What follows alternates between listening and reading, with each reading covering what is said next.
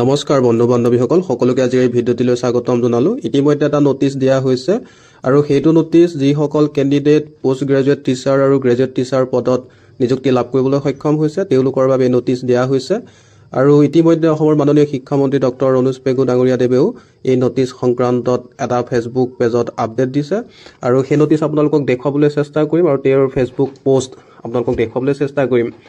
আৰু এই ক্ষেত্ৰত এপইণ্টমেণ্টৰ ক্ষেত্ৰত বা জইনিং কৰাৰ ক্ষেত্ৰত আমি কিছুমান কথাত গুৰুত্ব দিবলগীয়া হয় আৰু সেই এপইণ্টমেণ্ট ল'বলৈ যাওঁতে আপোনালোকে কি কৰিব লাগিব আৰু জইনিং কৰাৰ সময়ত আমি কেতিয়াবা ভুল কৰোঁ সেই সংক্ৰান্তটো আমি আপোনালোকৰ লগত আলোচনা কৰিম। গতিকে আপোনালোকে ভিডিঅ'টি শেষলৈকে চাব আৰু যদিহে আপোনালোকে এই ভিডিঅ'টিৰ পৰা যদি উপকৃত হয় তেন্তে আপোনালোকে লাইক কৰিব, শ্বেয়াৰ কৰিব, ছাবস্ক্ৰাইব কৰিব যাতে আপোনালোকে পিছলৈ এই ধৰণৰ ভিডিঅ' পাই থাকে।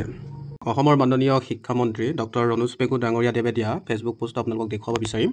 তেখেতৰ ফেচবুক পোষ্টটো আছিল এনেধৰণৰ: selected candidates for PGT and GT post except PWD and T Tribe and Adivasi are invited to the orientation cum appointment letter distribution on 30 November 2025 2 PM at Veterinary College Playground Khanapara Guwahati with a valid ID।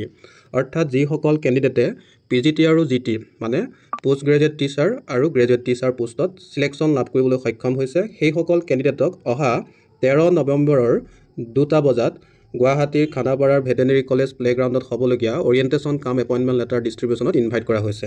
আৰু যিসকল candidate PWD আৰু T Tribe আৰু আদিবাসী candidate হয় তেওঁলোকৰ বাহিৰে বাকীসকলকহে এই orientation কাম এপইণ্টমেণ্ট লেটাৰ ডিষ্ট্ৰিবিউশ্যনত আমন্ত্ৰণ জনোৱা হৈছে। ইয়াৰ পিছতে আপোনালোকক নটিছখন দেখুৱাব বিচাৰিম। নটিছখন আছিল এনেধৰণৰ: in response to the advertisement published in the local dailies vide common advertisement date 27/12/2023, it is for information that all the qualified and selected candidates for the post of postgraduate teacher and graduate teacher of government and provincialized secondary schools, except the candidates selected under PWD and T Tribe and Adivasi category, must attend the orientation cum ceremonial distribution of appointment letters as per date and venue mentioned below. It is also informed that attendance of the candidates will be taken while entering the venue. অৰ্থাৎ attendance-টো এই কেণ্ডিডেটসকলৰ এটেণ্ডেঞ্চটো এই ক্ষেত্ৰত লোৱা হ'ব। The candidates are requested to bring one identity proof while attending the programme. অৰ্থাৎ যিসকল কেণ্ডিডেটে এই attend কৰিব এই প্ৰগ্ৰামত তেওঁলোকে এটা ID প্ৰুফ লৈ যাব লাগিব। ইয়াৰ ডেট দিয়া হৈছে অহা 13 তাৰিখ।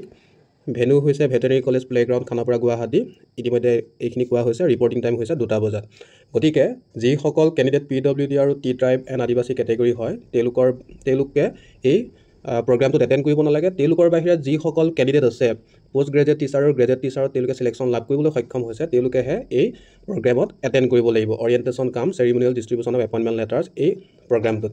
আৰু এই প্ৰগ্ৰামটোত এটেণ্ড কৰাৰ সময়ত তেওঁলোকৰ এটেণ্ডেঞ্চটো লোৱা হ'ব বুলি কোৱা হৈছে আৰু যিসকল কেণ্ডিডেটে এই প্ৰগ্ৰামত এটেণ্ড কৰিব তেওঁলোকে এটা ID প্ৰুফ লৈ যাব লাগিব। আৰু পুনৰবাৰ আপোনালোকক জনাব বিচাৰিছোঁ ইয়াৰ ডেট হৈছে এপইণ্টমেণ্ট বিতৰণৰ দিন হৈছে 13 তাৰিখ, অহা 13 তাৰিখ আৰু ভেনু হৈছে গুৱাহাটীৰ খানাপাৰাৰ ভেটেনেৰী কলেজ প্লেগ্ৰাউণ্ড আৰু ৰিপৰ্টিং টাইম হৈছে 2টা বজাত। গতিকে আপোনালোকে এই প্ৰগ্ৰামটোত এটেণ্ড কৰিব। আৰু আপোনালোকক এটা কথা জনাব বিচাৰিছোঁ যে আপোনালোকক যেতিয়াই জইন কৰিবলৈ ডেট দিয়া হ'ব সেই প্ৰথম দিনাই আপোনালোকে সোনকালে গৈ আপোনালোকৰ স্কুলত জইন কৰিব, যিহেতু সেই জইনিং কৰাৰ দিনৰ পৰা আপোনালোকৰ চেলেৰি কাউণ্ট হয় আৰু ভৱিষ্যতে আপোনালোকৰ চিনিয়ৰিটিৰ ক্ষেত্ৰতো সেয়া অতি গুৰুত্বপূৰ্ণ। সেইকাৰণে আপোনালোকে যেতিয়াই জইন কৰিবলৈ দিয়া হয় যিটো তাৰিখে সেই তাৰিখে আপোনালোকে জইন কৰিব। ঠিক আছে, আপোনালোকক এইখিনি জনাবৰ কাৰণে এইখিনি ইনফৰ্মেশ্যন প্ৰভাইড কৰিবৰ কাৰণে আপোনালোকক এই ভিডিঅ'টি বনাইছিলোঁ।